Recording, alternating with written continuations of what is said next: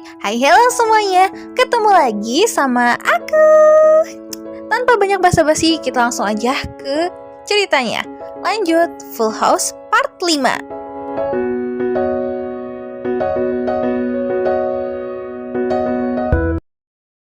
Setelahnya, Yongjae menemui Haewon dan berkata bahwa seminggu lagi ia akan meninggalkan Full House. Lalu saat pulang ke rumah, ia pun memberitahu bahwa ia akan pergi ke apartemen seminggu lagi pada Ji-eun. Ji-eun pun stres dan ia menemui Min Hyuk di kafe dan minum-minum. Ia membeberkan perkataan Yongjae pada Min Hyuk soal Yongjae akan kembali ke Haewon. Lalu Ji-eun pulang. Saat di rumah, karena efek minum, Ji-eun berkata, "Jangan kembali pada Haewon karena ia akan melindunginya." Yongjae lalu terdiam dan memikirkan perkataan Ji-eun. Lalu ia membawanya ke kamar.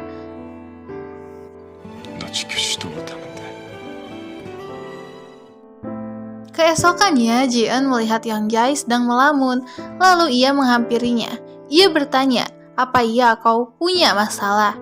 Yongjae bilang, "Masalahnya kau. Kenapa kau mau tinggal serumah denganku?" Ia bilang Ji-eun menyebalkan dan ia tak menyukainya.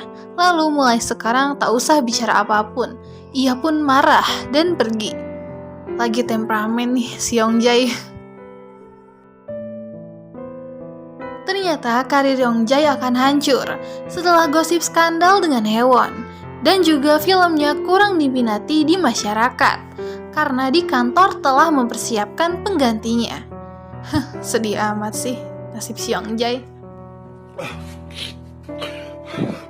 Dan sifat kepada Ji-eun sangat berubah.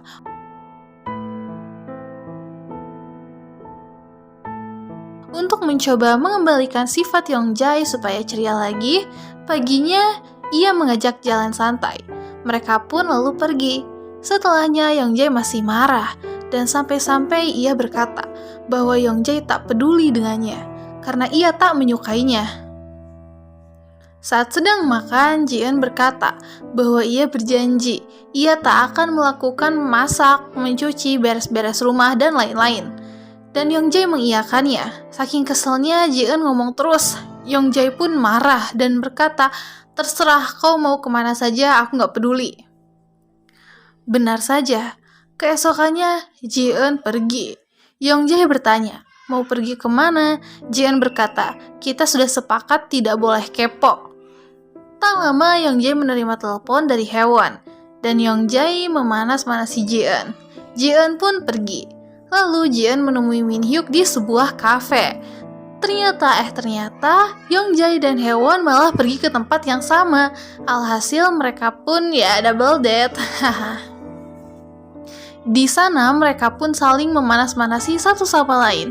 Saat Min Hyuk akan membersihkan makanan di mulut Ji-eun, Yongjae teriak dan menyuruh Ji-eun mengelapnya sendiri. Ji-eun dan Yongjae malah bertengkar di hadapan mereka. Ih, dasar inget boy, udah nikah kalian teh. Setelahnya, Ji-eun bersama Min Hyuk duluan pergi.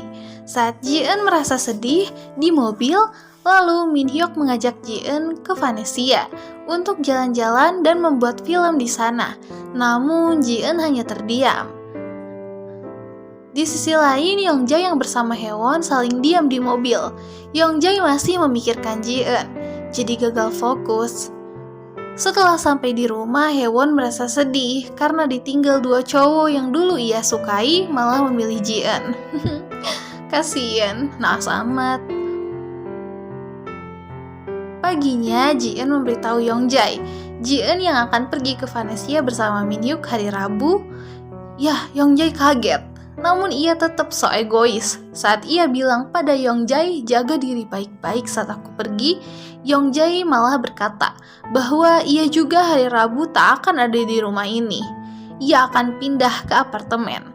Akhirnya keduanya dilema. Keesokannya Ji-eun pamit akan pergi ke Vanessa. Wajah Yongjae begitu marah, namun ia seolah-olah tak peduli dengannya. Saat Ji-eun pergi, ia diam-diam keluar untuk melihatnya, namun Ji-eun sudah tak ada di sana. Lalu setelahnya, ia menemui Haewon. Saat di mobil, Youngjae tak sengaja menyebut Haewon dengan panggilan Ji-eun. Ia bilang pada Haewon karena ia gagal fokus. Ia khawatir pada Ji-eun.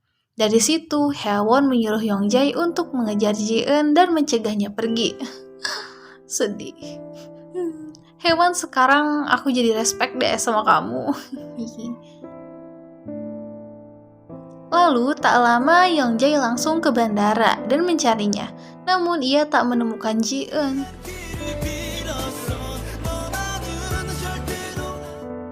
Saat di kafe, Haewon meminta maaf dan ia sekarang rela melepaskan Youngjae. Lalu ia menyuruh Youngjae menemui Ji-eun. Udah gini mah, tuh kan jadi kasihan gini ke Haewonnya. Namun Youngjae berkata bahwa Ji-eun sekarang telah pergi jauh. Lalu Haewon bilang, ia pasti kembali. Tunggulah dia. Sambil wajah senyuman dibalut dengan air mata. Kasihan, sumpah sama si Haewon. Lalu mereka pun masing-masing menangis sejadi-jadinya. Di sisi lain, Ji-eun yang akan menemui Youngjae untuk terakhir kalinya, ia pulang lagi ke rumah. Namun Youngjae tak ada. Ji-eun sedih dan menangis. Minhyuk yang ada di situ lalu mengusap air matanya. Tak lama di belakang mereka ada Youngjae. Ia melihat Ji-eun dan Minhyuk sedang bermesraan. Padahal niat awalnya tuh bukan kayak gitu, Youngjae. Aduh, salah paham. Lalu Ji-eun menyuruh Minhyuk pulang karena telah larut malam. Youngjae di luar melihat Minhyuk pergi. Paginya tak menyangka saat Ji-eun ke kamar, Youngjae ada di sana.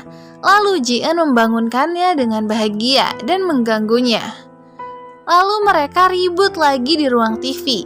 Youngjae yang bilang bahwa tak seharusnya Ji-eun membawa Minhyuk ke rumahnya, dan seterusnya mereka pun saling menyalahkan satu sama lain karena ia juga sering menemui Haewon ke rumahnya. Saat mereka sedang bertengkar, bel bunyi. Youngjae lalu membukakan pintu. Di sana ada Minhyuk sambil membawa bunga. Ia berkata ingin menemui Ji-eun. Namun Youngjae berbohong dengan mengatakan Ji-eun tak ada di rumah. Tak lama ada suara Ji-eun muncul. Youngjae di sana malu. Lalu Minhyuk mengajaknya jalan. Saat mereka akan pergi, Youngjae menahannya dan berkata, jangan pergi karena ia nanti mau makan apa. Lalu Ji-eun pun gak jadi pergi. Masih setia aja nih si Ji-eun. Padahal pas waktu dulu si Ji-eun minta si Youngjae pergi, ia malah pergi. Jadi gelo deh. Lalu Youngjae berkata ia janji gak bakal kayak gitu lagi. Lalu mereka mengelap kaca. Youngjae di sana mencoba akan mencium Ji-eun dengan pura-pura. Ada kotoran di wajahnya. Saat akan menciumnya, tiba-tiba bel bunyi lagi. Teman mereka datang. Untuk kedua kalinya saat Youngjae akan menciumnya. Di kamar mandi, lagi dan lagi, bel bunyi.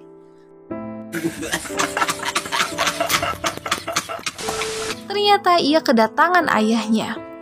Ayahnya mengetahui bahwa pernikahan mereka hanya pura-pura. Dari situ ayahnya memukul Youngjae dan marah. Ji-eun di sana berusaha menenangkan ayah Youngjae. Ji-eun dan ayahnya lalu mengobrol. Ayahnya dengan tegas tak menganggap Ji-eun menantu lagi, dan ia berkata dengan berat hati untuk mempersingkat hubungan Youngjae dan Ji-eun.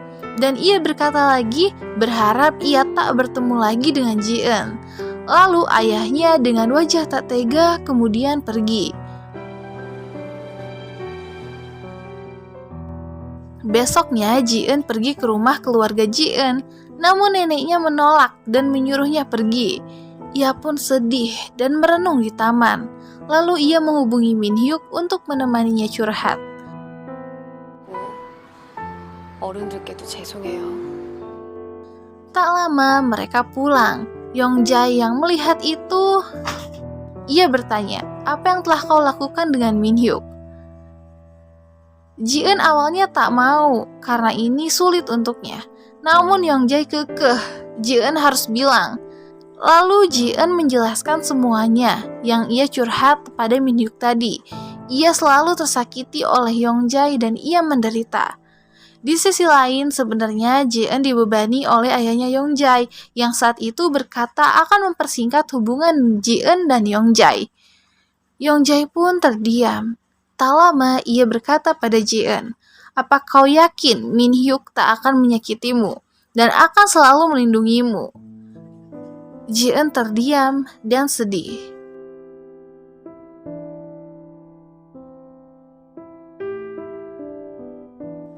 Keesokan paginya, ia terpukul hatinya karena Yongjae pergi meninggalkannya.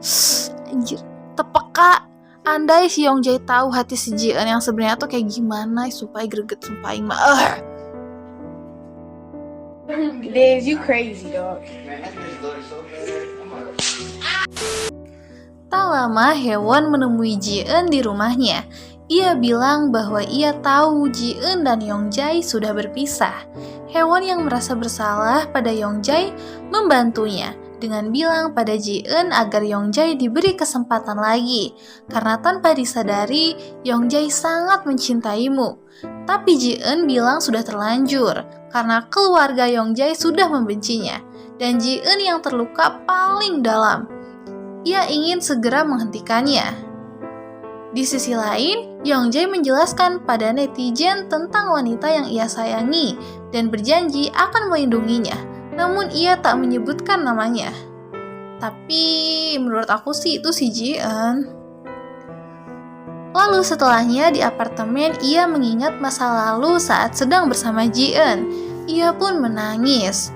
Di rumah Ji-eun pun sama, sedang mengingat masa lalu dengan Yongjae. Ia juga sama, nangis.